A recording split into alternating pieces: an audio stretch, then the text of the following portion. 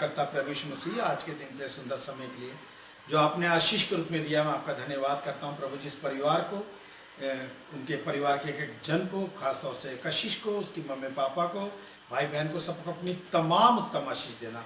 और ये वर्ष प्रभु जी जिसमें आपने हमें हर प्रकार की महामारी से, उसके इन्फेक्शन से बचाया, मैं आपका धन्यवाद करता हूँ। आने वाला वर्ष भी प्रभु जी आपकी ओर से हमारे परिवारों के लिए, हमारी कलीसियाओं के लिए, हमारे आस पड़ोस के लिए, हमारे देश के लिए, इस पूरी दुनिया के लिए प्रभु जी आपकी योजना के अनुसार नियुक्त हो प्रभु जी। और आपसे विनती क्या चाहते हैं कि आप जैसे जैसे हम आगे बढ़ रहे हैं, हम अपनी ज़िंदगी के दिनों को कम करते जा रहे हैं प्रभु जी, और जैसे जैसे हम दिन कम कर रहे हैं, हमारे पास समय कम होता जा रहा है। लेकिन प्रभु जी आपका वचन कहता है कि जो अंत तक धीरज धरेगा उद्धार उसी का। तो हम अंत तक प्रभु जी धीरज को धरे रहें, ताकि प्रभु जी हम उद्धार के मुकुट को पा सकें। विनती को उद्धार करता प्रभु यीशु मसीह के नाम से मांगता हूं, सुनो कबूल कर। खुदावन का धन्यवाद हो आज के दिन के लिए, सुंदर समय के लिए। विशेष रूप से धन्यवाद करता हूं खुदावन का कि पिछली बार जो हमारा मैसेज था वो गड़हड़ियों के ऊपर था, और हमने पढ़ा था कि यशाया में कि जो खोजते भी ना थे उन्होंने उनको खुदा मिल गया। जो अंधेरे में बैठे थे उन पर लिखा एक बहुत बड़ी रोशनी चमकी। आज हमारा जो मैसेज है वो है ज्योतिषियों के लिए। और ज्योतिषियों को आपने पढ़ा होगा बाइबल के अंदर, राजाओं का आपने देखा होगा, उनमें क्या चीज सबसे भिन्न थी जो बाइबल में बताएगी? बता सकते हैं आप एक बार प्लीज, क्या चीज भिन्न थी?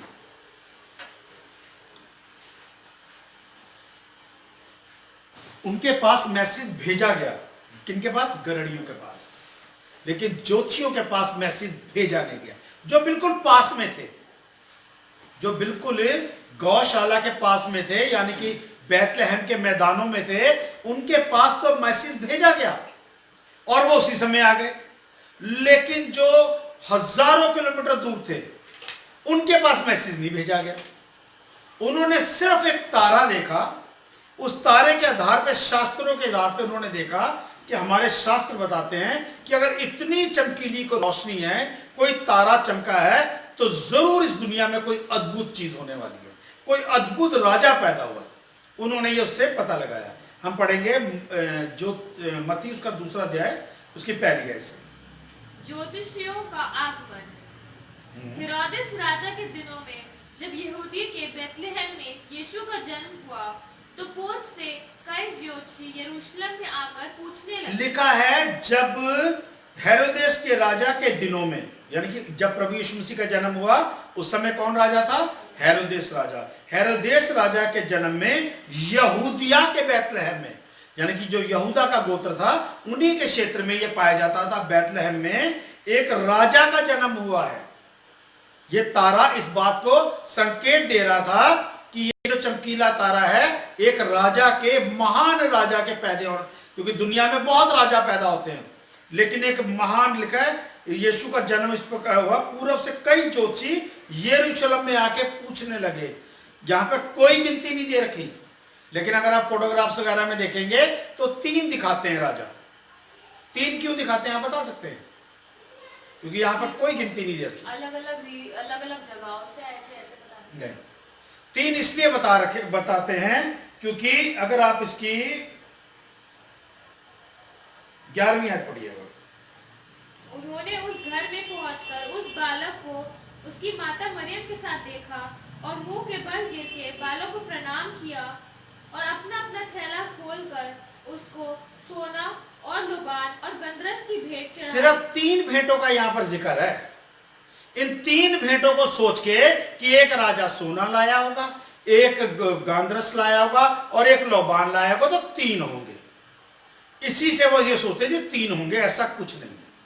उन्होंने कहा अपना अपना थैला खोलकर, और ये जितनी ये भेंटें चढ़ाई गई हैं ये सारी मीनिंगफुल थी, ये नहीं कि इसका कोई मतलब नहीं था। जो अपना सोना, गंधरस और लोबान सोना दर्शाता है राजा को, उसकी रॉयल्टी को, लोबान उसकी महानता को जो फैलती है इसकी, और गंधरस जो है वो भी कुछ ऐसी ही चीज होगी। लेकिन ये 3 चीजों को देख के वो कहते हैं कि हाँ जी 3 राजा होंगे।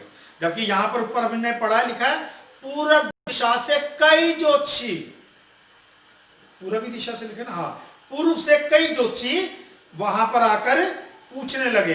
क्या पूछने लगे? दोबारा से पढ़ना एक बारी वर्ष पहले से। हेरोदेस राजा के दिनों में जब यहूदियों के बेथलेहम में यीशु का जन्म हुआ, तो पूर्व से कई ज्योतिषी यरूशलेम में आकर पूछने लगे, यहूदियों का राजा जिसका जन्म हुआ है कहाँ है? वो लिखा है यरूशलेम में आके ये पूछने लगे कि यहूदियों का जो राजा जिसका जन्म हुआ है वो कहाँ है।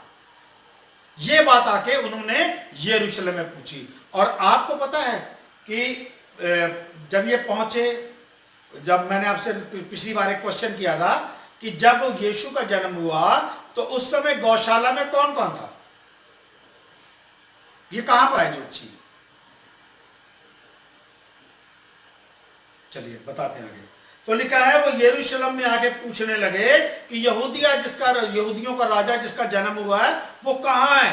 आगे, क्योंकि हमने पूर्व से उसका तारा देखा और उसको प्रणाम करने आए हैं। लिखा है हमने पूर्व दिशा से हमने उसका तारा देखा। हम पूर्व देश से आ रहे हैं, वहां पर हमने उसका तारा देखा है और हम उसको प्रणाम करने आए हैं। केवल उसके साथ उसको उसके दर्शन करना, और ऐसे महान राजा को हम इतनी दूर से केवल प्रणाम करने आए हैं। ये थी खुदावंत के प्रति उनकी खोज, उनका धीरज और उनका लगाव। खोज कैसी? क्योंकि उन्होंने सिर्फ एक तारा देखा। बाइबल क्या बताती है? उन्होंने सिर्फ एक तारा देखा। जो गरड़िए थे उनको एक एड्रेस बताया गया। क्या एड्रेस बताया गया था? कि तुम एक बालक को कपड़े में लिपटा हुआ और चरनी में पड़ा पाओगे। ये तो बताया गया उनको, गरड़ियों को ये एड्रेस बताया गया कि बालक को, एक बच्चा पैदा हुआ है, उसकी निशानी क्या है? कि वो कपड़े में लिपटा हुआ होगा और अब उसकी मां ने उसको अपने सीने से नहीं लगा रखा होगा, उसको चरनी में रखा हुआ पाओगे। ये एड्रेस बताया उसका। लेकिन इनके पास कोई एड्रेस नहीं है, सिर्फ एक तारा देखा है और अपने शास्त्रों के आधार पे इन्होंने ये पता लगा लिया कि शास्त्र भी यही कहते हैं और ये तारा भी यही बताता है कि जरूर एक महान राजा पैदा हुआ। कोई एड्रेस नहीं, कोई ये नहीं पता कि कहां पर पैदा हुआ है। यहूदिया के बेथलेहम में हुआ है तो कोई एड्रेस नहीं पता। तभी वो आके पूछने लगे कि राजा कहां पैदा हुआ है, लोगों से पूछने लगे। अब देखो क्या होता है, पढ़िएगा। यह सुनकर हेरोदेस राजा और उसके साथ सारा यरूशलेम घबरा गया। जब उन्होंने ये बात सुनी तो उसके बाद वो क्या हुआ? उनसे ये नहीं पूछने लगे कि आपको कैसे पता चला। जैसे ही राजा के बारे में पता चला, लिखा है हेरोदेस राजा और पूरा यरूशलेम घबरा गया। ऐसे कैसा कोई राजा पैदा हो गया, हमें पता नहीं, और ये कह रहे राजा पैदा हो गया, जबकि उनको आनंदित होना चाहिए था या नहीं? क्योंकि अभी देखो आगे क्या लिखा है, पढ़िएगा प्लीज। तब उसने लोगों के सब प्रधान याजकों और शास्त्रियों को इकट्ठा करके उनसे पूछा, मसीह का जन्म कहाँ होना चाहिए? उन्होंने उससे कहा, यहूदियों के बेथलेहम में, क्योंकि भविष्यद्वक्ता के द्वारा यूं लिखा गया है। क्योंकि जब हेरोदेस राजा ने पहले तो उनकी बात सुनी, उसके बाद उसने अपने शास्त्रियों को बुला के उनसे कहा, तुम अपने शास्त्रों के आधार पर देखो कि मसीह का जन्म कहां होना चाहिए।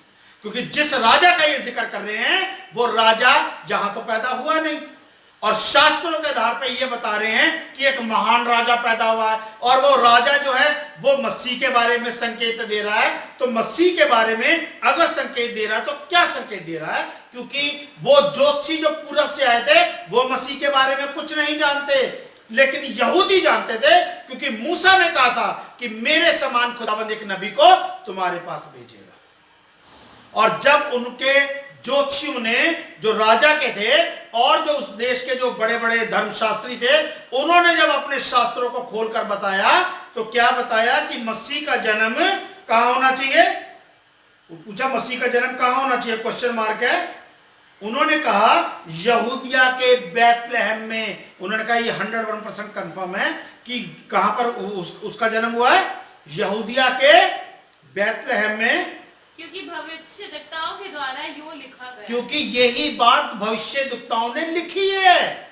यशाया ने भी लिखी है, मूसा ने भी लिखी है, उत्पत्ति में मूसा के द्वारा भी वहां लिखा गया है, और भी बहुत जगह बाइबल में जिक्र है प्रभु यीशु मसीह के बारे में। तो ये शास्त्र हमें बताते हैं, और नबियों ने जब ये बात लिखी है तो हर बारी संकेत कहां दिया गया? बैतलहम की ओर दिया गया, कि मसीह जब भी आएगा तो बैतलहम में जन्म लेगा। अब उनको ये बात सुन के आनंदित होना चाहिए था या नहीं, कि जिस राजा का ज्योतिषी तो उसको पूरब से जो आए हैं वो तो प्रणाम करने आए हैं, उनको उसकी महानता तो उनके उस तारे के उसमें प्रकाश में नजर आ रही है, लेकिन मूसा ने तो इसकी महानता का जिक्र शास्त्रों में कर दिया था, यशाया ने तो उसकी महानता का जिक्र शास्त्रों में कर दिया था।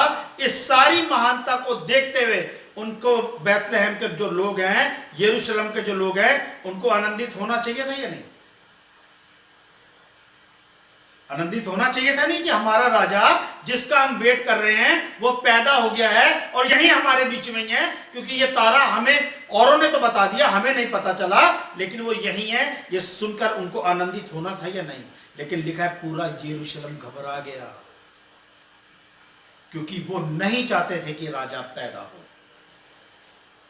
वो नहीं चाहते थे कि यीशु आए, क्योंकि अगर उनको ज्योतिषियों ने बताया और उनको कंफर्म हो गया कि यीशु मसीह जो है वो पैदा हो चुका है, तो उनको आनंदित होना चाहिए था। लेकिन आगे क्या लिखा, पढ़िएगा।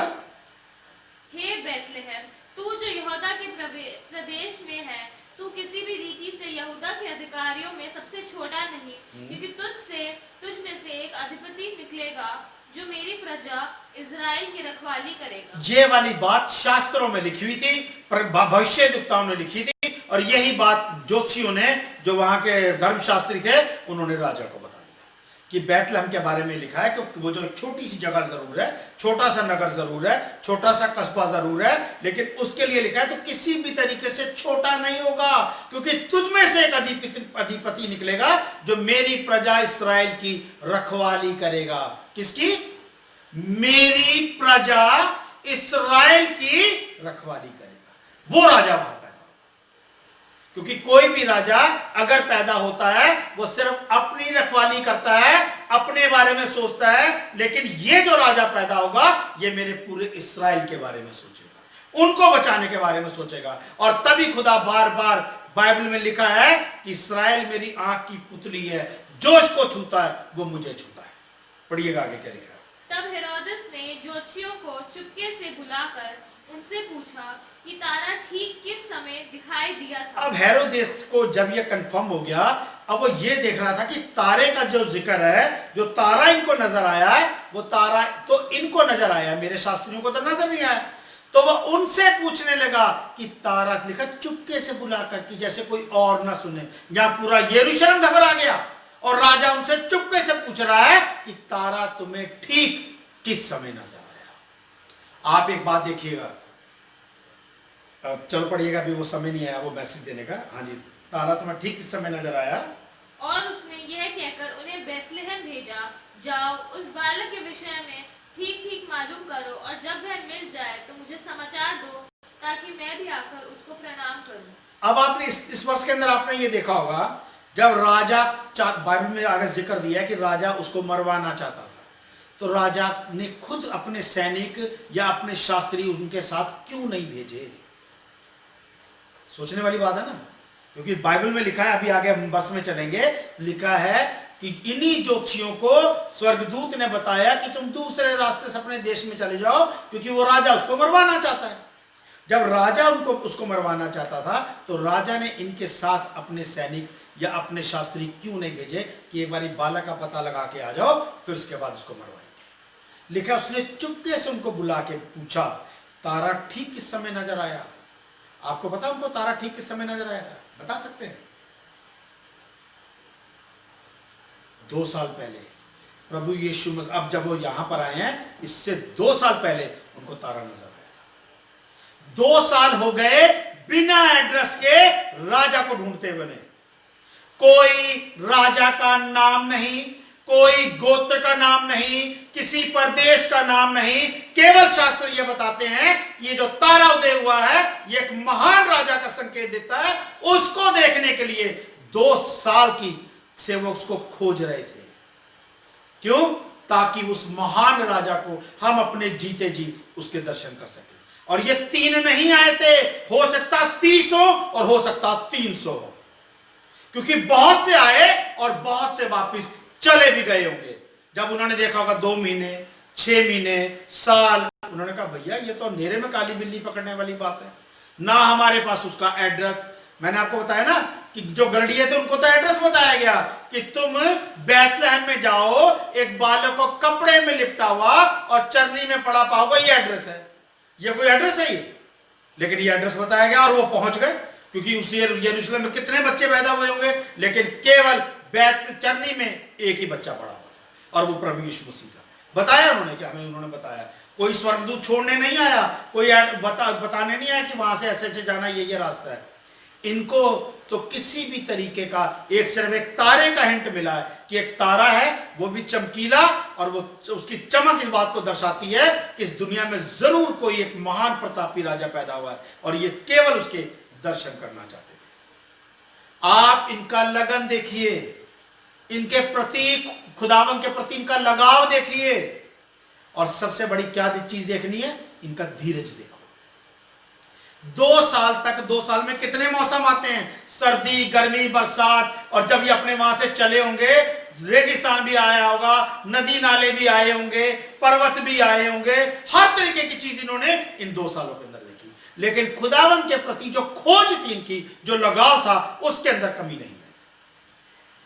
आज की डेट में अगर आपको बिना एड्रेस के, ये तो पूर्व दिशा से आए और ढूंढने लगे यहां पर यरूशलेम में, आज की डेट में अगर मुझे या आपको अगर कहीं भी भेजा जाए, जहां से ज्यादा दूर नहीं, तिलकी नगर भेजा जाए कि वहां एक दुकान है, उस दुकान के बाहर कपड़े टंगे और वहां से तो ये सामान लिया, ना तो जाने वाला जाएगा कहेगा कपड़े तो वहां पे हजारों दुकानों पर टंगे, कोई दुकान का नाम बताओ, कौन से एरिया में पड़ता है, कौन सी सड़क है, मुझे कुछ तो हिंट दो।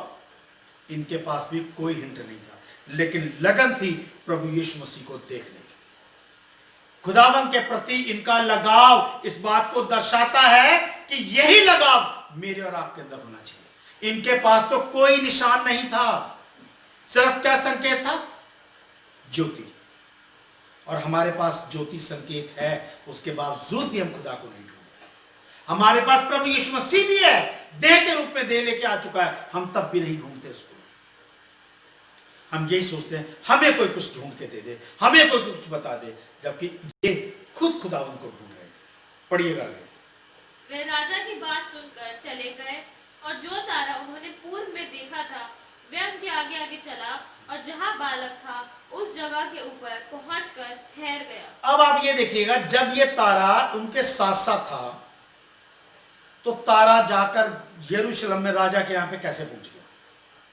क्योंकि जब इन्होंने यरूशलेम में प्रवेश किया तो उसके बाद इन्होंने तारे को नहीं देखा, इन्होंने अपनी बुद्धि लगाई कि राजा का जन्म होगा तो राजघराने में ही होगा, और ये राजघराने में चले गए। जबकि तारा वहां पे जाके नहीं रुका, तारा इनको यहां तक लेके आया, लेकिन यहां पर पहुंचने के बाद इन्होंने कहा अब तारे की जरूरत नहीं है, अब तो हम यहां पर पहुंच गए, अब हम अपने आप ढूंढ लेंगे। लोगों से पूछने लगे और राजघराने में पहुंच गए, हेरोदेस राजा क्या कि राजा का जन्म हुआ, उसको प्रणाम करने आए। वो भी घबरा गया, यरूशलेम भी सारा घबरा गया, राजा का जन्म हुआ है। और वो जो आए थे उनके पहनावे से पता चल रहा था, या उनको देख के कि ये कोई बहुत बड़े ज्योतिषी हैं, शास्त्री हैं, बहुत अच्छा ज्ञान रखते हैं, क्योंकि वो अपने पास वैसी भेंटें भी लेकर आए थे। लेकिन वहां पर आके उन्होंने अपनी बुद्धि लगानी शुरू कर दी। हम भी जब वचन के बिल्कुल करीब आ जाते हैं तो क्या करते हैं, वचन को छोड़ के अपनी बुद्धि लगानी शुरू कर देते हैं। जब राजा के बिल्कुल करीब आ जाते हैं तो राजा को छोड़ के हम अपनी बुद्धि से ढूंढने लगते हैं। इन्होंने भी क्या किया, वहां पर अपनी बुद्धि से ढूंढने लगे। लेकिन जैसे ही ये बाहर निकले, दोबारा पढ़ना नौमी है, वे राजा की बात सुनकर चले गए, और जो तारा उन्होंने पूर्व में देखा था वह उनके आगे आगे चला। अब तारा वहां तो रुका नहीं था, पूर्व में रुका। जब तारा देखा था, जब बाहर निकले तो वही तारा उनको फिर दिख गया, और वो फिर उनके आगे आगे चलने लगा। इसका मतलब वहां पर वो रुका नहीं था, लेकिन ये रुक गए, उनके आगे आगे चला, और जहां बालक था उस जगह के ऊपर पहुंचकर ठहर गया। और जहां पर बालक था, अब ये बैतलहम में नहीं है, जहां पर बालक था उस जगह के ऊपर जाकर पहुंच गया। ये बैतलहम में नहीं पहुंचा, गौशाला में नहीं पहुंचा, क्योंकि आपने बहुत जगह देखा होगा और जो लोग चरनियां बनाते हैं वहां पे गड़ड़ियों को भी दिखाते हैं और वहां पर इनको भी दिखाते हैं, जबकि ये जब पहुंचे उस समय प्रभु यीशु मसीह 2 साल के थे। पढ़िएगा आगे, देखिए क्या लिखा है। उस तारे को देखकर वे अति आनंदित हुए। उन्होंने उस घर में पहुंचकर उन्होंने उसको उस घर में पहुंचकर, अब मरियम और प्रभु यीशु मसीह बैतलहम की गौशाला में नहीं है, अब वो कहां पर है? एक घर में है। उन्होंने क्या लिखा है? उन्होंने उस घर में पहुंचकर उस बालक को उसकी माता मरियम के साथ देखा। यहां पर यूसुफ नहीं है, यहां पर उस बालक को उसकी माता मरियम के साथ देखा। आगे, और मुंह के बल गिरकर बालक को प्रणाम किया। और जब उन्होंने देखा कि ये वही बालक है और ये वही तारा है और यहीं पे आकर रुका है, तो उन्होंने कुछ नहीं किया, मुंह के बल गिरकर उस 2 साल के बालक को वो प्रणाम करने लगे।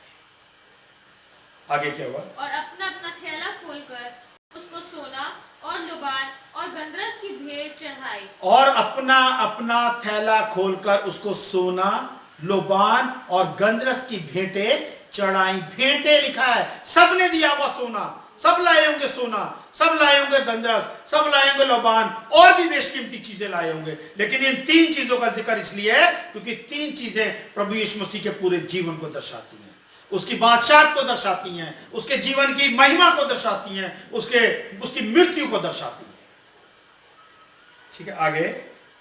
तब स्वप्न में ये चेतावनी पाकर कि हेरोदेस के पास फिर न जाना, वे दूसरे मार्ग से अपने देश को चले गए। अब चेतावनी उनको तारे ने नहीं देनी थी, तारे का काम था सिर्फ उनको वहां तक पहुंचाने का। उसके बाद स्वप्न में तीनों ने चेतावनी पाई कि वहां पर मत जाना, क्योंकि वो राजा इस बच्चे को मरवा देगा। बालक अपनी माता के साथ घर में था। हर कोई, किसी से पूछोगे, हर कोई ये कहता है कि उस समय वहां पर गौशाला के अंदर ज्योतिषी भी आ गए। ज्योतिषी कहां से आ गए? पूर्व दिशा में। आज की डेट में भी अगर कोई इंडिया में हो और कोई राजा वहां पर पैदा हुआ, सेम डे उसी रात को कैसे पहुंच जाएगा, जबकि फ्लाइट भी है। उसको संकेत मिलना, मैसेज मिलना, यहां से जाना, फ्लाइट पे बैठना टाइम लगता है। और वो तो किस पे आए थे उस समय? तो कोई ऐसे वो थे ही नहीं ऐसे तेज चलने वाले वाहन, अपने ऊंटों पे, अपने गधों पे, किसी भी चीज की जो अपनी सवारी ऐसी होगी उस पर आए हुए। तो यहां पर उनको आने में कितना टाइम लगा? 2 साल लगे। और 2 साल भी लगे, हर प्रकार का मौसम, हर प्रकार के धरातल, उसमें पहाड़, नदी, नाले, रेगिस्तान, हर चीज पड़ी उसमें। और दूसरी बात क्या? इन 2 सालों के अंदर वो परखे गए। खुदावंद को हम क्या करते हैं? जब भी कभी खुदावंद हमें नहीं मिलता, कभी भी कोई प्रॉब्लम होती है, हम क्या कर देते हैं? छोड़ देते हैं। हमारा धीरज जवाब दे देता है। आप एक जगह से निकालिएगा, यशाया उसका 55वां बाप, उसकी 6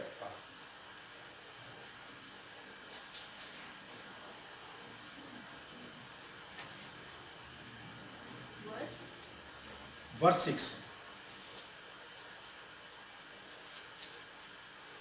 जब तक यहोवा मिल सकता है। हम क्या करते हैं? अगर वो नहीं मिलता, पहली बात तो हम ढूंढते नहीं। बाइबल में लिखा है ढूंढोगे तो पाओगे, और जो ढूंढता है उसको वो मिलता है। यहां पर लिखा है जब तक यहोवा मिल सकता है तब तक उसकी खोज में रहो। इनको जब तक यहोवा मिला नहीं, यीशु मिला नहीं, ये उसको खोजते रहे। 2 साल हो गए इनको खोजते खोजते, लेकिन इन्होंने खोज छोड़ी नहीं। और हमें यहोवा किस में ढूंढना है? वचन में ढूंढना है, और हम वचन में भी नहीं ढूंढते। अगर कोई वस्तु नहीं मिलती, छोड़ देते हैं। लिखा है जब तक यहोवा मिल सकता है तब तक उसकी खोज में रहो। जब तक वह निकट है तब तक उसे पुकारो। जब तक वो निकट है तब तक उसको पुकारो। हम कब पुकारते हैं उसको? जब वो हमारे जीवनों से दूर चला जाता है, हम तब उसको पुकारते हैं। बाइबल बताती है जब तक वो तुम्हारे निकट है तब तक उसको पुकारो। एक जगह से और पढ़िएगा, यशाया 49 का 23।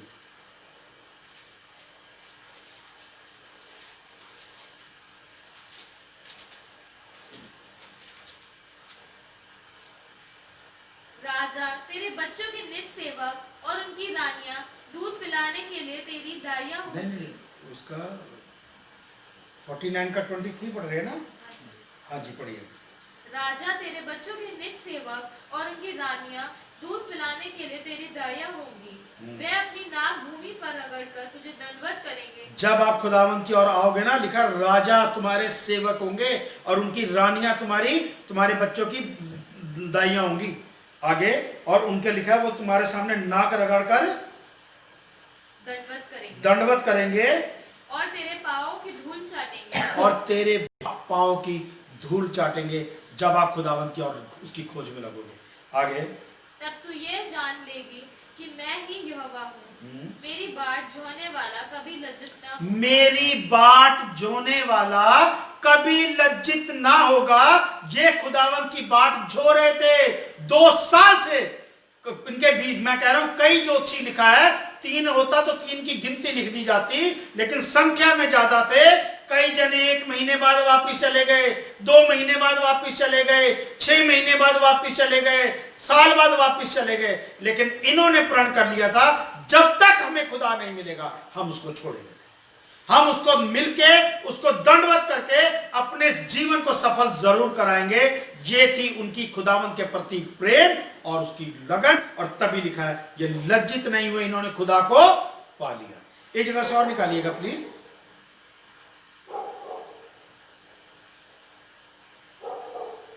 दूसरा इतिहास उसका 15वां अध्याय, उसकी पहली 1 आयत से लेकर 4 आयत।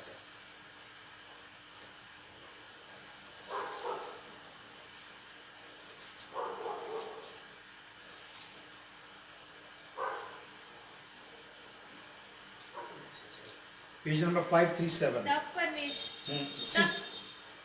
पढ़िए। तब परमेश्वर का आत्मा अदौर के पुत्र अजर्या में समा गया और वह आसा से भेंट करने निकला और उससे कहा, हे आसा और हे सारे यहूदा और बिन्यामीन, मेरी सुनो। जब तक तुम यहोवा के संग रहोगे तब तक वह तुम्हारे संग रहेगा। ये बात आप बड़े ध्यान से सुन लो। जब तक तुम यहोवा के संग रहोगे यहोवा तब तक आपके संग रहेगा। जिस दिन आप यहोवा को छोड़ के अलग हो जाओगे यहोवा आपसे अलग हो जाएगा। जब तक, क्योंकि ये बात उसने कैसे लिखा है, जब यहोवा का आत्मा उसमें समाया तब उसने ये वाली बात बोली, जब तक तुम यहोवा के संग रहोगे तब तक वो तुम्हारे संग रहेगा। और यदि तुम उसकी खोज में लगे रहो तब तो वह तुमसे मिला रहेगा। लिखा है यदि तुम उसकी खोज में लगे रहोगे तो वो तुमको मिलेगा, मिला रहेगा तुमसे। आगे, परंतु यदि तुम उसको त्याग दोगे तो वह भी तुमको त्याग देगा। लिखा है यदि तुम उसको त्याग दोगे, उसको खोजना बंद कर दोगे, क्योंकि वचन कहता है ढूंढोगे तो पाओगे, यदि तुम उसको खोजना बंद कर दोगे तो वो भी तुम्हें त्याग देगा। आगे, बहुत दिन इस्राएल बिना सत्य परमेश्वर के और बिना सिखाने वाले याजक के और बिना व्यवस्था के रहा। लिखा है बहुत दिन इस्राएल, एक तो बिना सत्य के, प्रभु यीशु मसीह क्या लेके आए अपने एक हाथ में, अनुग्रह और सच्चाई। लिखा है बहुत दिन इस्राएल बिना सत्य के और बिना सिखाने वाले के, कोई उनको सिखाने वाला नहीं था, लेकिन प्रभु यीशु मसीह एक नई व्यवस्था लेके उनको नए तरीके से सिखाने आ गया। और बिना व्यवस्था के रहा, और बिना व्यवस्था के रहा। जो जिसने कर लिया, अपने नियम, अपने कानून, कायदे कानून खुद बनाने लगे। आगे, परंतु जब जब वे संकट में पड़कर इस्राएल के परमेश्वर यहोवा की ओर फिरे, लिखा है जब जब वो संकट में, बिना संकट में पड़े, इजरायली कभी खुदा को नहीं पुकारते थे। जब जब वो संकट में पड़े और इजराइल के खुदा यहोवा की ओर फिरे और उसको ढूंढा, तब वो उनको मिला। जब तक आप खुदा को ढूंढोगे नहीं, खुदा आपको नहीं मिलेगा। हम चाहते हैं कि हम खुदा को ढूंढे भी ना और खुदा हमें मिल जाए। एक वर्ष और पढ़ेंगे बस, उसके बाद नहीं, एक जगह से और पढ़ेंगे। पहले रोमियो 3:10 से 12, जबकि मेरे पास अभी बहुत सी भी वर्ष हैं। रोमियो 3:10 से 12, फिर याकूब 4:8। जैसा लिखा है, कोई धर्मी नहीं, क्योंकि हम आगे एक भी नहीं, एक भी नहीं, कोई समझदार नहीं, कोई समझदार नहीं, कोई परमेश्वर का खोजने वाला, कोई खुदा को खोजने वाला नहीं। तभी हमें खुदा नहीं मिलता। कोई खुदा को खोजने वाला नहीं, सब भटक गए हैं, सबके सब भटक गए हैं। हर कोई चाहता है खुदा खुद उसके पास आए, लेकिन बाइबल में बताती है खुदा को खोजना पड़ता है। ये जितने भी ज्योतिषी आए थे खुदावन को खोज रहे थे और खोजा तो पा लिया। सबके सब भटक गए, कोई खोजने वाला नहीं, सबके सब निकम्मे बन गए, सबके सब निकम्मे बन गए हैं। आगे, कोई भलाई करने वाला, कोई भलाई करने वाला नहीं, एक भी नहीं, एक भी नहीं। अगर पूरी दुनिया में ढूंढा जाए तो बाइबल बताती है एक भी नहीं, सबके सब भटक गए। कोई खुदा को खोजने वाला नहीं है, सबके सब निकम्मे बन गए। निकालिएगा याकूब 4:8।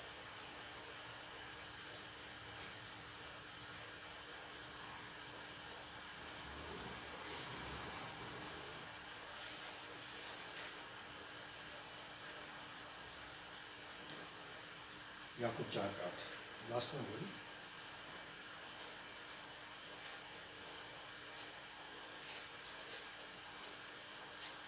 मिल गया? ये पेज नंबर है 321।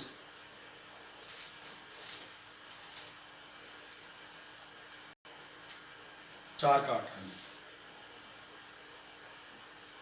परमेश्वर के निकट आओ तो वह भी तुम्हारे निकट आएगा। लिखा है खुदा के निकट आओ तो वो भी तुम्हारे निकट आएगा।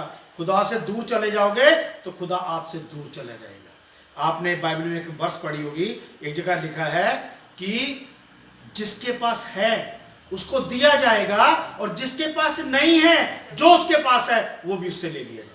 यदि आप खुदावन के पास आओगे तो आपको खुदावन की आत्मा की और उसके वचन की भरपूरी मिलेगी। लेकिन अगर हम खुदावन को छोड़ देंगे तो जो थोड़ा बहुत भी ज्ञान हमें बाइबल का है, खुदावन का है, उसकी आत्मा का है, वो भी हमारे पास से चला जाएगा। क्या लिखा है, पढ़िएगा दोबारा से। जब तक परमेश्वर के निकट आओ तो वह भी तुम्हारे निकट खुदा आएगा। के निकट आओ तो वो भी तुम्हारे निकट आएगा। बाइबल बताती है अगर आप उसको छोड़ दोगे तो वो भी आपको छोड़ देगा, और अगर आप उसके पास नहीं आओगे तो वो आपके पास नहीं आएगा। एक वर्ष इसमें और पढ़ना, ये 10वीं आयत। प्रभु के सामने दीन बनो तो वह तुम्हें शिरोमणि बनाएगा। हम क्या करते हैं, जरा सी अच्छी पोस्ट हुई और अपने आप को पता नहीं हम क्या समझने लगते हैं। बाइबल बताती है खुदावन के सामने जब भी कभी उसको पाना है, जब भी कभी उसको मिलना है, तो आपको अपने आप को हमेशा दीन करना पड़ेगा। और जब आप दीन अपने आप को करोगे तो बाइबल बताती है कि जो अपने आप को दीन करेगा खुदावन उनको क्या करेगा, और नीचा कर देगा, शिरोमणि ऊपर ही ऊपर ले जाएगा, टॉप पोजीशन देगा आपको। एक जगह से और पढ़िएगा, बस लेंगे मत्ती 24:13।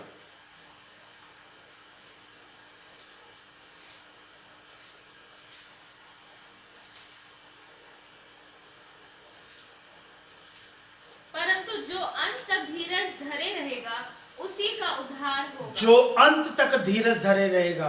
हम क्या करते हैं, जरा सी कोई प्रॉब्लम आई और खुदावन की ओर से उसका पॉजिटिव रिस्पांस नहीं आया, हम नहीं जाएंगे चर्च, हम नहीं पढ़ करेंगे प्रार्थना, हम नहीं पढ़ेंगे बाइबल। खुदा का क्या करोगे? अगर आपको खुदावन, इन ज्योतिषियों ने अंत तक धीरज धरा, 15 दिन, महीना, 6 महीने, साल नहीं, 2 साल भी, अब प्रभु यीशु मसीह 2 साल का भी हो गया था, अगर यहां पर भी नहीं मिलता तब भी ये खोजना बंद नहीं करते।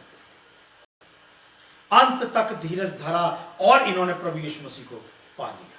हमें भी अगर अपने जीवन में, अगर आप चाहते हो कि खुदावंद आपको मिले तो आपको धीरज अंत तक धरना पड़ेगा। हम क्या करते हैं, कुछ दिनों बाद, कुछ महीनों बाद, कुछ सालों बाद अपने धीरज को खो देते हैं। और जब हम अपने धीरज को खो देते हैं तो ना तो हम खुदा को ना हमें खुदा मिलता है और ना ही हमें लोग मिल पाते हैं, क्योंकि लोग भी इस बीच में छोड़ देते हैं। पहले हम जब खुदावंत की खोज में लगते हैं, फिर उसके बाद हम लोगों का हंसी और ठट्ठे का पात्र बन जाते हैं।